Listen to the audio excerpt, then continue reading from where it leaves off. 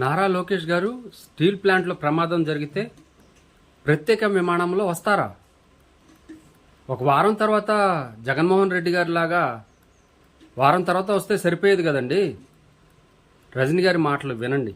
పరిస్థితులు ఏంటో కూడా మీరు దగ్గరుండి చూశారు.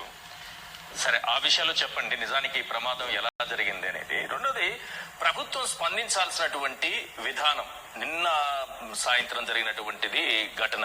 అప్పటి నుంచి ఇప్పటి వరకు 24 గంటలకు పైగానే గడిచిపోయింది. ప్రభుత్వం స్పందించిన విధానం ఎలా కనిపిస్తోంది? నమస్తే అండి.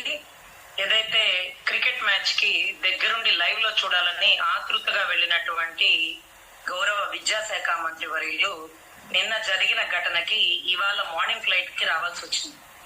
మార్నింగ్ స్పెషల్ ఫ్లైట్ కి ఆయన గౌరవ డిప్యూటీ సీఎం గారు వైజాగ్ కి రావాల్సిన సమయం ఇదే. స్పెషల్ ఫ్లైట్ లోనే వచ్చారా ఈ ఘటన జరిగిన తర్వాత కూడా?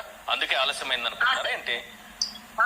అవును సార్, చాలా స్పెషల్ ఫ్లైట్ లోనే వచ్చారు. ఇవాళ లక్ ఏంటంటే నేను మార్నింగ్ అదే ఫ్లైట్ కి వచ్చినాను సార్, వాళ్ళు అదే ఫ్లైట్ కి వచ్చినారు సార్. వాళ్ళు స్పెషల్ ఫ్లైట్ లో వచ్చారు, నేను నార్మల్ ఫ్లైట్ లో వచ్చాను. మనకేం పదవులు లేదు కాబట్టి, ఏమీ లేవు కాబట్టి మనం మాట్లాడలేకపోయాం. వాళ్ళకి పదవులు ఉన్నా కానీ వాళ్ళు ఏమి మాట్లాడలేకుండా వెళ్ళిపోయిన పరిస్థితి అయితే చూసినాం సార్. అంటే 25 లక్షలు ఇచ్చి. ఏమండి రజనీ గారు, మనకేమన్నా దిమాక్ ఉందా? ఏమిటి సపరేట్గా రావాలి కదా, స్పెషల్ అన్నప్పుడు సపరేట్గా వస్తారు కదా. మీరెందుకు ఎక్కారు అందుట్లోనే రావాల్సి వచ్చింది అంటున్నారేంటి? అంటే ఆ స్పెషల్ ఫ్లైట్లో మీరెందుకు ఎక్కారండి? వాళ్ళు ఎంజాయ్ చేస్తున్నారు కదా, ఆ ఫ్లైట్లో వచ్చారని మీరు చెప్తా ఉన్నారు కదా. మరి మీరెందుకు వచ్చారు అందుట్లో? రాకూడదు కదా. అయితే చూసాం సార్. అంటే 25 లక్షలు ఇచ్చి ఆ కుటుంబానికి ఒక ఉద్యోగం ఇస్తామని ఎంత వరకు అష్యూరెన్స్ ఇచ్చినారో అది చాలా ఆశ్చర్యం. పాలిమర్ గ్యాస్ లీకేజ్ వచ్చినప్పుడు ఇమ్మీడియట్ గా ₹1,00,00,000 ఇచ్చినారు సార్.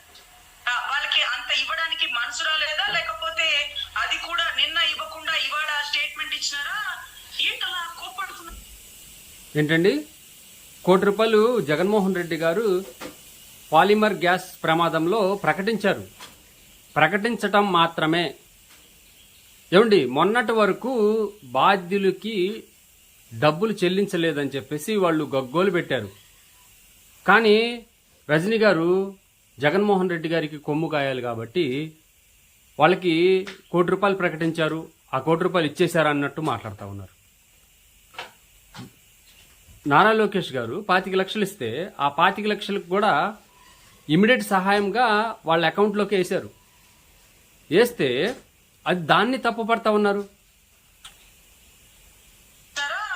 ఏంటలా కోపడుతున్నారు లోకేష్ గారు? ఎవరి మీద? వైజాగ్ స్టీల్ ప్లాంట్ అంట ఆయన దగ్గరుండి కాపాడాడంట. వైఎస్ఆర్ పార్టీ అమ్మేస్తుందంట. పార్టీ అమ్మడానికి వైఎస్ఆర్ పార్టీ ఎవరు? కొనుక్కోడానికి ఇంకొకళ్ళు ఎవరు? ఏంటి సార్ ఇది? ఆయన అర్ధరాత్రులు జీవోతో రాలేదు సార్ వైజాగ్ స్టీల్ ప్లాంట్. గౌరవ విద్యాశాఖ మంత్రి గారు ఒక జూమ్ కాల్లో తీసుకురాలేదు సార్ ఈ స్టీల్ ప్లాంట్. ఒక్కొక్క బుల్లెట్ తగులుతుంటే ఒకడు ప్రాణం కోల్పోతుంటే ఇంకొకడు అదే బుల్లెట్ కి ఎదురెళ్ళాడంటే ఆ బుల్లెట్లు త్యాగ ఫలితం. ఏంటండి,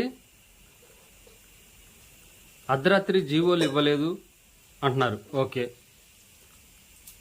నారా లోకేష్ గారు కోపం ఏంటి? ఆయన కోపం ఏంటి అంటే, మీలాంటి వైఎస్ఆర్సీపీ పార్టీ నాయకులు కార్యకర్తలు కొంతమంది ముసుగులో వెళ్ళి ఆ స్టీల్ ప్లాంట్లో వర్క్ చేస్తున్నాం, మేము లీడర్లం అని చెప్పేసి వెళ్ళి మీరు ఏదో డిమాండ్ చేస్తున్నారు కదా. మీరు చూసారా? వైఎస్ఆర్సీపీ కార్యకర్తలు అక్కడ ఉంది. అక్కడ లోకేష్ గారి కోపానికి కారణం, ఆ లోకేష్ గారిని ప్రశ్నించింది ఎవరండి? వైఎస్ఆర్సీపీ కార్యకర్తలు. అక్కడ లీడర్ల ముసుగులో వెళ్ళి వాళ్ళు ప్రశ్నలు అడుగుతా ఉన్నారు. ఏమని అడుగుతున్నారు? ₹1,00,00,000 ప్రకటించి వెళ్ళిపోవాలంట. అంటే డబ్బులు ఇస్తే సరిపోతుందా? మీ నటన సూపర్ అండి రజనీ గారు, మీ నటన సూపర్. మీకు ఇస్తారులేండి, పెంచుతారు జీత, మన పేటీఎం పెంచుతారులేండి.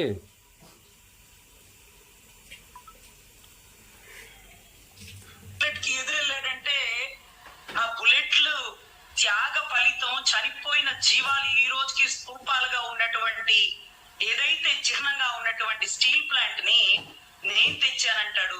లేకపోతే ఒక కాకి చచ్చిపోతే సార్ 100 కాకులు వస్తాయి. ఆ వచ్చిన కాకిలకి చచ్చిపోయింది నీ కాకి నీ చుట్టమా, నువ్వు ఎందుకు వచ్చావు అని అడుగుతాడా సార్? కాకులకున్న పాటి జ్ఞానం మనుషులకు లేకుండా పోతుందనా? సార్ సార్ ప్రపంచ కార్మికులారా ఏకం కండి అన్నటువంటి కాల్మార్క్స్ సిద్ధాంతంలో కార్మికులందరినీ ఒకటి చేసేసినాడు సార్. ఈయనంట ఆంధ్ర రాష్ట్రంలో జరిగిందట, ఆంధ్ర రాష్ట్రంలో జరిగితే నేను ఎందుకు రియాక్ట్ అవును, నా ఆంధ్ర రాష్ట్రం వాళ్ళు అయితే అని అంటాడు. ఏంటి సార్, నాకు అసలు ఆశ్చర్యం ఏంటంటే 100 మంది బిడ్డలను కోల్పోయినటువంటి గాంధారి దానికి గల కారణం శకుని పాచికల వల్ల అని తెలుసు, అర్జునుడు చేసిన కురుక్షేత్ర యుద్ధం వల్ల అని తెలుసు. కానీ నిందించింది శ్రీకృష్ణుడిని, శాపం విధించింది శ్రీకృష్ణుడిని. అయినా సరే కృష్ణుడేమీ తిరగబడలా. ఏ తల్లి నీ తమ్ముడు వేసిన పాచికలకు ఇవన్నీ ఎందుకు వస్తున్నాయి?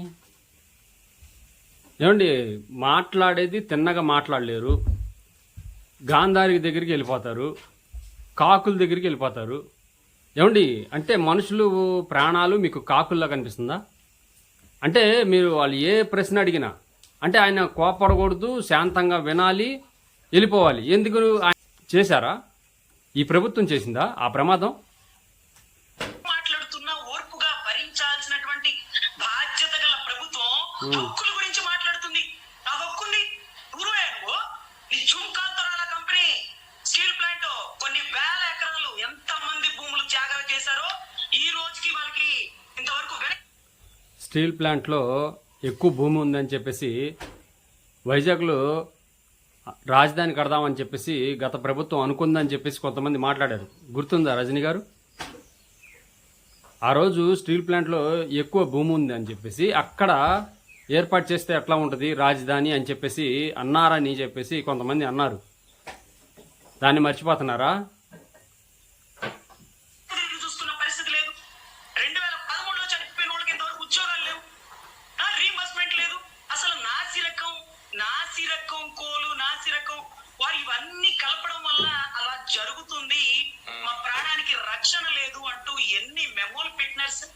ఎవరెంట్రీ కదా. ఇందాకే జస్టిస్ గోపాల్ గౌడ్ గారు సార్ ఒక ఆర్బిట్రేషన్ లో ఉండి ఆయనతో మాట్లాడలేక ఇందాకే నాకు కాల్ చేసి చెప్పినారు, ఇమీడియట్ గా కంప్లైంట్ ఇచ్చేమ్మా రజని, ఒక కాపీ సీసీ ఎస్పీకి పెట్టు, ఒక కాపీ కలెక్టర్ కి పెట్టు. అస్సలు వదిలేదు లేదు సార్. రక్తపు ముద్దల్లో పడిపోయిన శవాలు అస్సలు వదిలేది లేదు. కేసు పెట్టమన్నారంట గోపాల్ గౌడ్ గారు. పెట్టండి, ఎవరు చేశారని పెడతారు? ఈ ప్రభుత్వం చేసింది నారా లోకేష్ గారు, పవన్ కళ్యాణ్ గారు చేశారని చెప్పి పెడతారా? పెట్టండి. ఏంటి బెదిరిస్తున్నారా మీరు? చనిపోయిన కార్మికులకి సంఘీభావం తెలిపడానికి ఇప్పటి వరకు జగన్మోహన్ రెడ్డి గారు పరామర్శించడానికి వెళ్ళలేదు. ఎందుకు వెళ్ళలేదండి? ఏమండి, వాళ్ళని పరామర్శించడానికి ఫ్లైట్లో వస్తే ప్రత్యేకమైన ఫ్లైట్లో వచ్చారు. మరి ఆ ప్రత్యేకమైన ఫ్లైట్లో మీరెందుకు ఎక్కారు? మిమ్మల్ని ఎందుకు ఎక్కించారు? ప్రత్యేకం అన్నప్పుడు మీరెందుకు ఎక్కుతారు చెప్పండి? మళ్ళీ సార్ మేము అందుట్లోనే వచ్చాను, అందుట్లో వస్తే మిమ్మల్ని ఎక్కిస్తారా? రజనీ గారు కేవలం కూటమి ప్రభుత్వంపై బురద జల్లటానికే మాట్లాడుతూ ఉన్నారు తప్ప ఆవిడికి నాలెడ్జ్ లేదు. ఏదో పవన్ కళ్యాణ్ గారిని, ఈ కూటమి ప్రభుత్వాన్ని వ్యతిరేకిస్తున్నారు కాబట్టి ఆవిడ గారిని డిబేట్లకు పిలుస్తూ ఉన్నారు. నిజంగా